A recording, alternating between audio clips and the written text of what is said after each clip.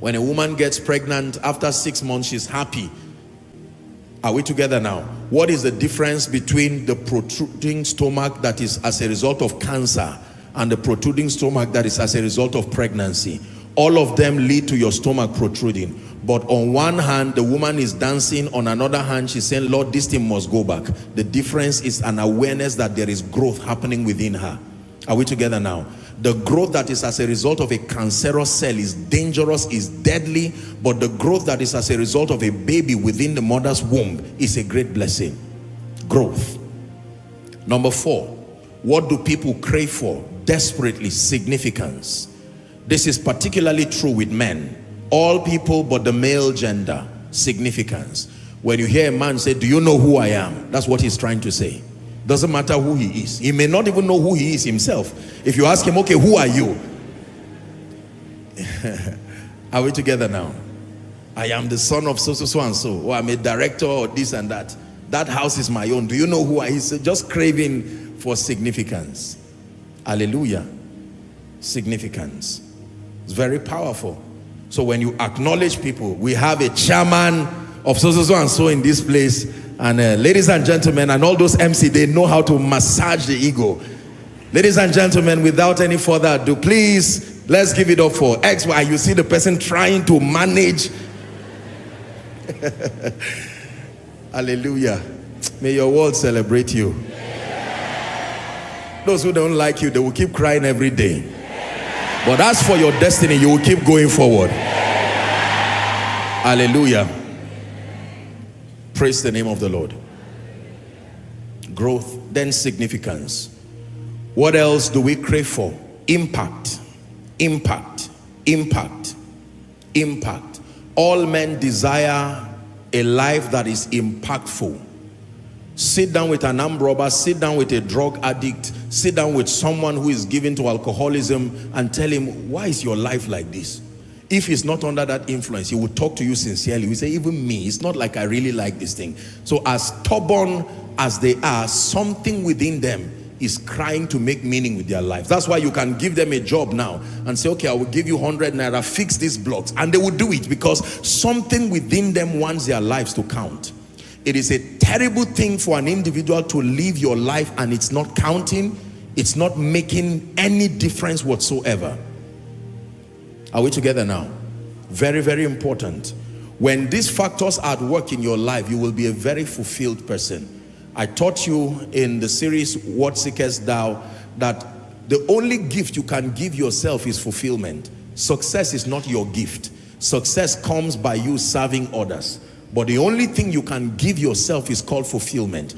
It is the satisfaction that comes from knowing that you have lived or are living your life effectively, serving the purposes of the kingdom and being a blessing to humanity. We call it fulfillment. It's an art.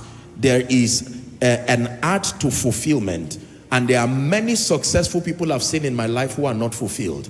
It's why people can commit suicide with billions in their accounts. They are successful, but they are not fulfilled. Hallelujah. Are you ready for tonight now? Father, I'm ready to receive. Go ahead and pray in 1 minute, and then we'll go to the teaching tonight. Every moment in your presence is for my growth. Every moment in your presence is for my lifting, for my transformation. Now your word is about to come yet again. I open up my spirit. Wisdom is about to come. My destiny is about to change.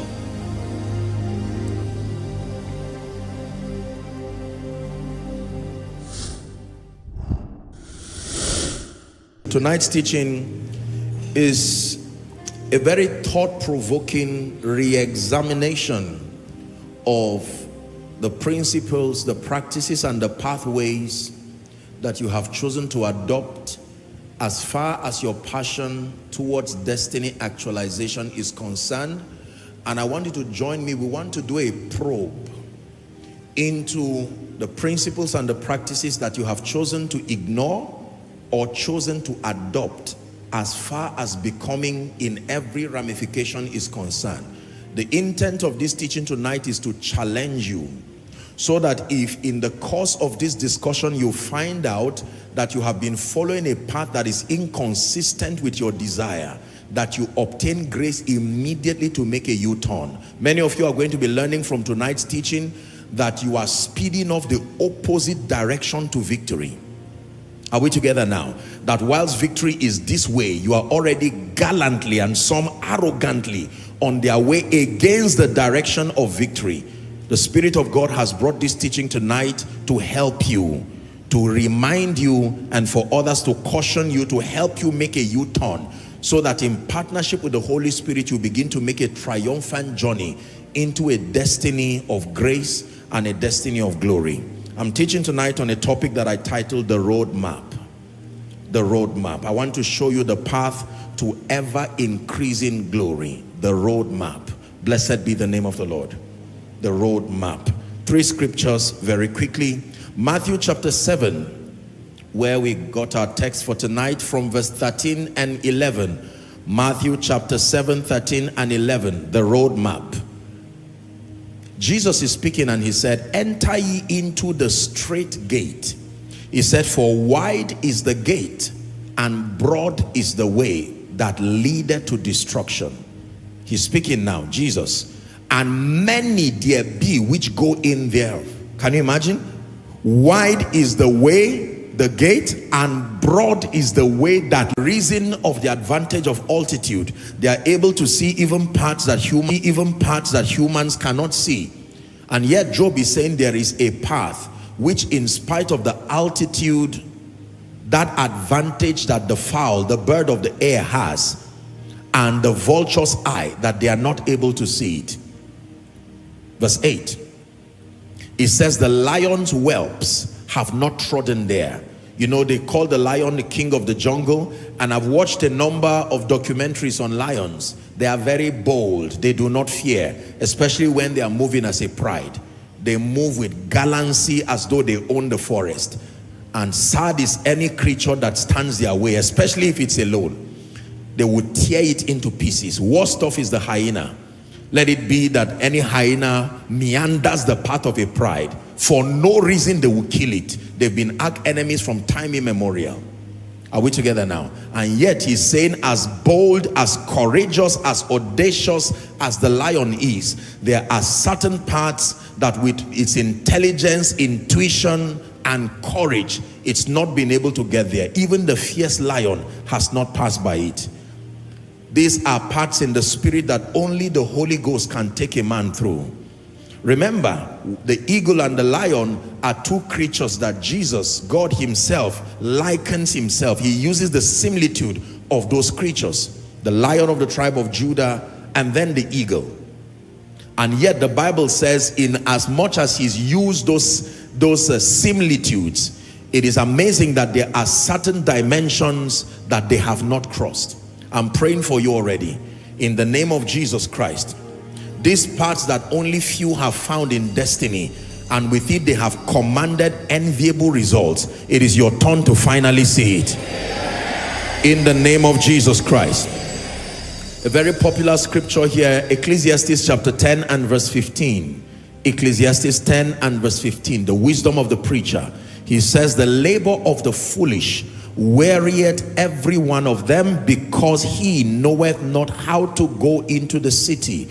There is a way to go into the city. The city can mean anything. The way of destiny, the way of glory, the way of grace. How to come out of a life of shame, misery, and reproach into a life of color and beauty, a life of glory by any definition. And he's saying that there is a labor of the fool. He is hardworking, but not a scripture here. Jeremiah 6:16, the Bible says, to stand in the way and to see and to ask for the old path, wherein is the good one, is that success, victory, and greatness is our heritage in Christ.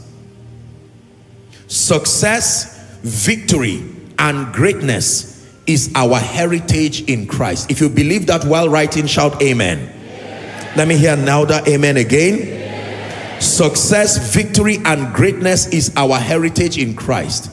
Safe journey if you do not believe what I just said.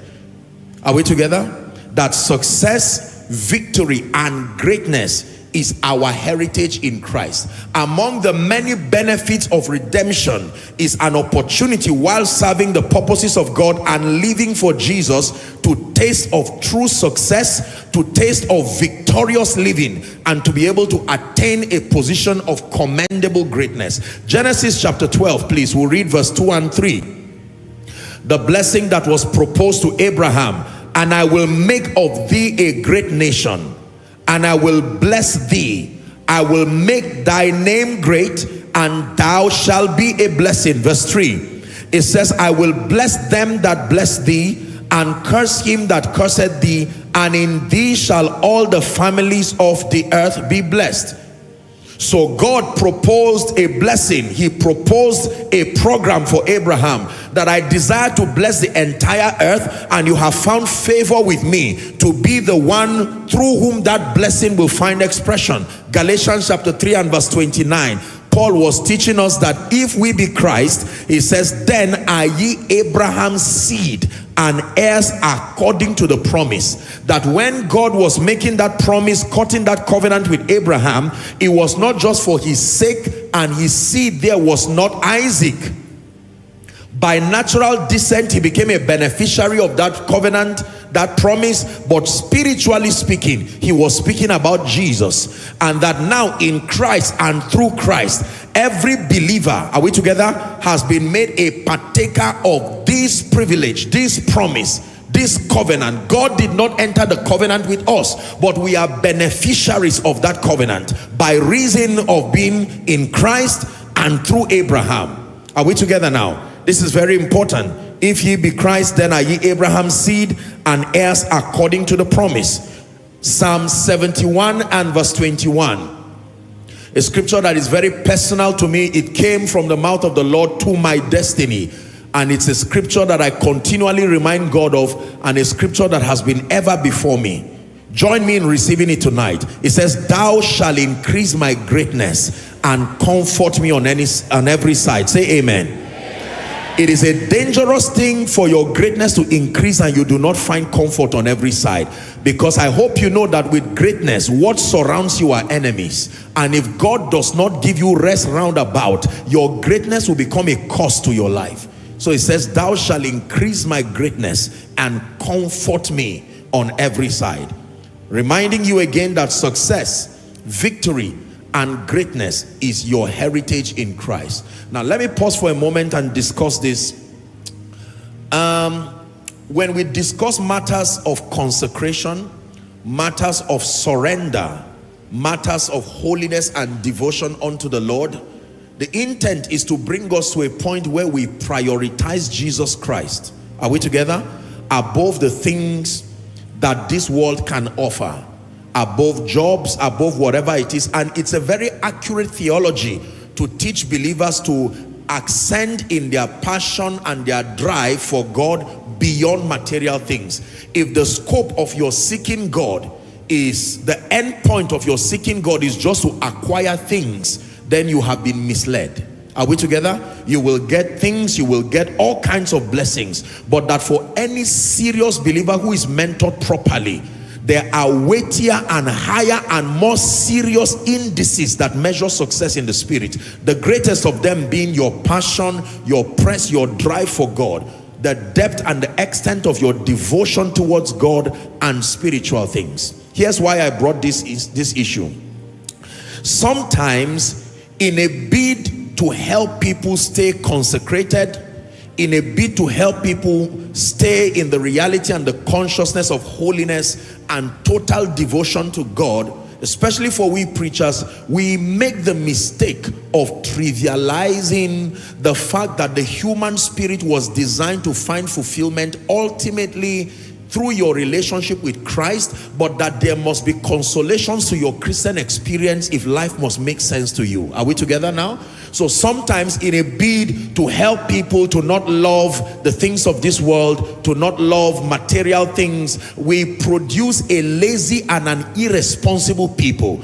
People who love Jesus but having failed families. People who love Jesus but not ascending the kind of influence that gives the church a voice in society. The side effect is that we present a lopsided view of God. It is the reason why unbelievers today have the credence to mock the church, and they make it look like all we do is just pray, fall down fast, and we are useless to ourselves and to society. And based on the definition we have given them, there's some element of truth in what they are saying. So when believers are being taught, when you bring the subject of holiness, righteousness, consecration, living a devoted life, pressing towards perfection in Christ, that must be a priority. But in addition to that, you must broaden the understanding of believers to see that they are in this earth and their lives must be useful, and that there is a level of frustration they will experience even though they are in Christ. It's just how loving Jesus you are. If you cannot pay the school fees of your children, if you cannot move to, make strategic progress in your life, especially if you ascend any position of leadership, you will find out that you are perpetually getting frustrated. And I can submit to you honestly that this is what is plaguing many believers now. They are unable to reconcile their passion, their consecration, that they have lived a life void of bribery, void of corruption, a life that is truly dedicated and consecrated unto God. The Bible says to seek first his kingdom and all other things, you see. And that scripture has not been explained properly. And unfortunately, there are many people right now whose it's like their passion for God is becoming a curse to their lives, because they are not able to make progress in any other aspect of life. Their wives are asking them questions they cannot answer. Their children are asking them questions they cannot answer. Their companies and corporations are asking them questions they cannot answer. Their finances are asking them questions they cannot answer. And at the end of it, the danger of this kind of incomplete theology like we are experiencing now is that there is a generation of young people who are rising. They are more audacious. They have laws and policies that can defend their convictions. They are asking all the generations before them, I am not interested in this logic. This your spiritual logic does not add up. Some of them will say, I watched my missionary father love the Lord and yet he was in debt till he died. Like the sons of the prophet, I watched my father, he would not take bribe, yet we never had the opportunity to do this and that. Some of them will tell you, I got into prostitution even though I'm a pastor's daughter, simply because of this kind of frustrated life. We had morning devotion every morning, morning and night devotion before we would sleep, and I saw my father quarrel with my mother. They never were able to live in peace. You see, it is very dangerous when the whole counsel of God is not communicated to God's people. I've been an advocate of meting out the whole counsel of God, because as powerful as the various dimensions of God are, they become poisonous and even dangerous when believers only cherry pick one dimension and build their entire theology around it. For a while, it may not seem to be destructive. Until God grants you grace to advance, then you begin to see the cancer that is producing. Hallelujah. So this is another addition, that in addition to your loving Jesus, living a consecrated life, following hard after him, loving him beyond things, you must have this at the back of your mind, that success, victory, and greatness is your heritage in Christ. Please look up. Being successful does not take you to hell. Living a victorious Christian life does not take you to hell. Are we together? Desiring greatness and attaining the same in your lifetime does not take you to hell. In fact, there is a dimension of God's glory you cannot capture and you cannot reveal if you are not successful, if you are not victorious, and if you are not great. You believe that? Say amen. You don't need to be an old man to see that when your life does not capture success, victory, and greatness, eventually your Christian experience will be lopsided, you will be frustrated, and all those who believe in you will eventually be frustrated. Let me tell you what is happening right now. Many of our younger people have believed some of these lopsided things, and there is a generation that is growing very angry, because some of them, if they had an opportunity to hear the whole counsel of God, look, let me tell you the truth. When you are taught God properly, it doesn't make sense to reject him.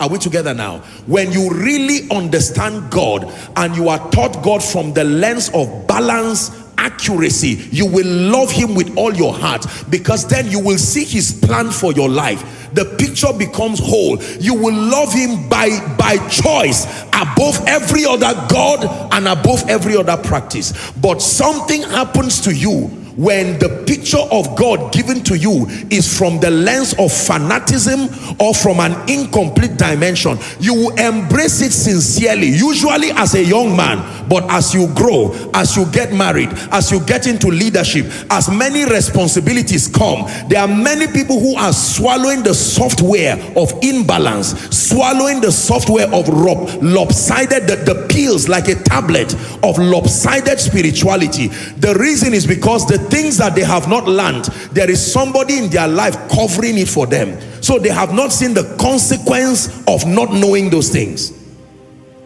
Eventually, daddy goes to be with the Lord, mommy goes to be with the Lord, the senior brother goes to be with the Lord, and they are exposed to a vicious reality of something they have ignored for years. Some of them get to learn that lesson when they get into family life.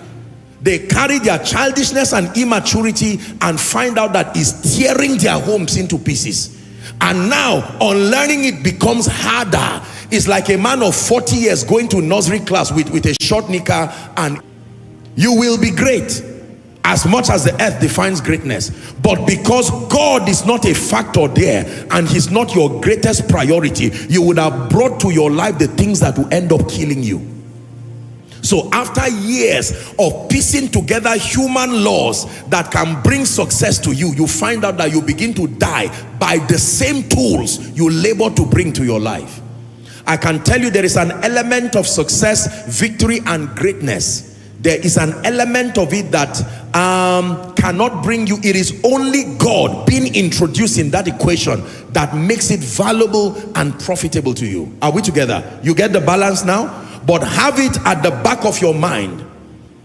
I studied my Bible. I made a determination to love God and to serve him all the days of my life. But when I found in scripture that success and victory and greatness is my heritage in Christ, I burned it into my spirit and into my consciousness, and there is no theology that will preach me otherwise. I believe that it is the will of God for me to live a victorious Christian life. I believe that it is the will of God for me, someone learning, to live a successful life. I believe that it is the will of God for me to attain at the highest level of greatness that my life can command, to the degree to which it will reveal Christ. This is what I believe.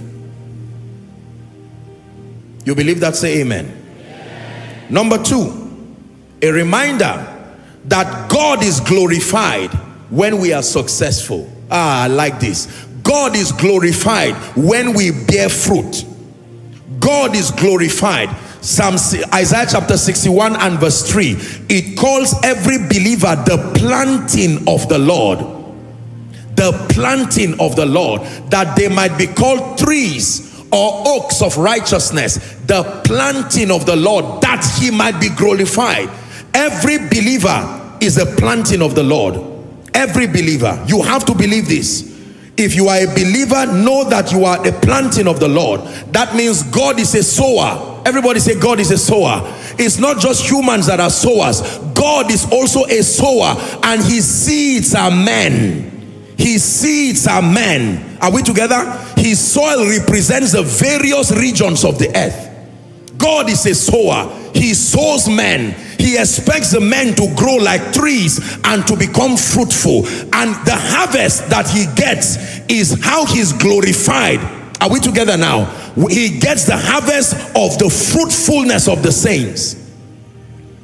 It is not just in your destiny to be great. It is not just in your destiny to be successful. It's not just in your destiny to be victorious. You must also know that God is glorified when Joshua Selman is victorious. God is glorified when Koinonia is great. God is glorified. He is. Truly He is. Jesus caused the fig tree to show us and teach us a lesson that He is very, very unapologetic about fruitfulness. John chapter 15 and verse 8. The Bible says, Matthew 15 and verse 8, herein is my Father glorified, when ye bear much fruit, so shall you be my disciples. So shall you be my disciples. When you bear much fruit, when you bear much fruit, He wants us to bear much fruit, to produce results. God is glorified. Do you know the meaning of that? Listen, any result you get in your life that does not glorify God is a useless result. Any lifting, any prosperity, are we together now? This is the difference between the world's way of seeking power, the world's way of seeking fame, increase, and so on and so forth. Listen, the reason why that happens to them that way is because there is nothing that drives them. Their world is governed by self. I remember years ago when they were teaching us evangelism, we used a little pamphlet called 4 Spiritual Laws. How many of you ever saw that pamphlet? A green pamphlet. And you will see that there are all kinds of diagrams. The first one has the person sitting on the chair of his heart. Then later, the person is pushed away and the cross is there as a sign of Christ sitting there. Now, for the unbeliever, his whole world is about him. His pursuit for success, for him.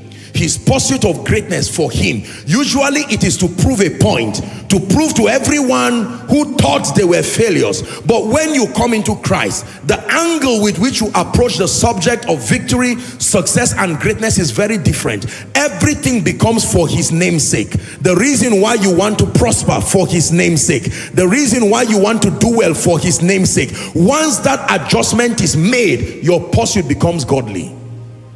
Your pursuit only becomes destructive if God cannot get glory out of what you are doing.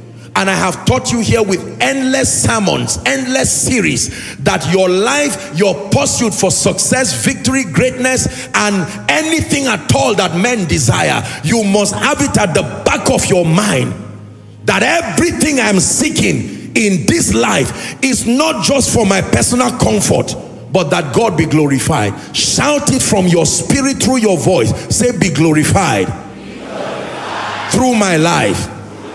One more time, say, be glorified, through my life. Meaning, be glorified through my results. Be glorified as you lift me. Be glorified as you anoint me the more. Be glorified as Koinonia expands. Be glorified as I take my children to better schools where they are taught great values and help them to become great people. Be glorified as I move from a tenant to a landlord. Be glorified as I get to a point where I am so blessed, I am now a blessing. I sleep in peace, not worrying about tea and bread. Be glorified. Someone say it again. Say, be glorified, through my life. Say it again. Be glorified, through my life. Every time I'm preparing for the miracle service, usually the theme of my prayer is this: Lord, visit your people. And then when I get to my own turn, I say, Lord, be glorified. Be glorified again. Your servant is going to stand before your people, coming with various situations, various conditions. It is not within my power as a man to help them, but my trust is in you. And when I begin to say, be glorified, I just sense waves and waves of the anointing, because God knows my heart is sincere before Him. That everything I'm about doing as I stand upon this stage is to glorify Him. The success that does not glorify God is useless success. The promotion that cannot glorify God is useless promotion. Thank you so much for watching this video. I hope you were blessed. Apostle Joshua Selman is really a blessing to our generation, and our job is to keep praying for him. Our prayer for you at Priestly Nation is that you don't just be the hearer of the word, but equally a doer of the word. Don't forget to drop your comment on the comment section, like, share, and subscribe. Bye.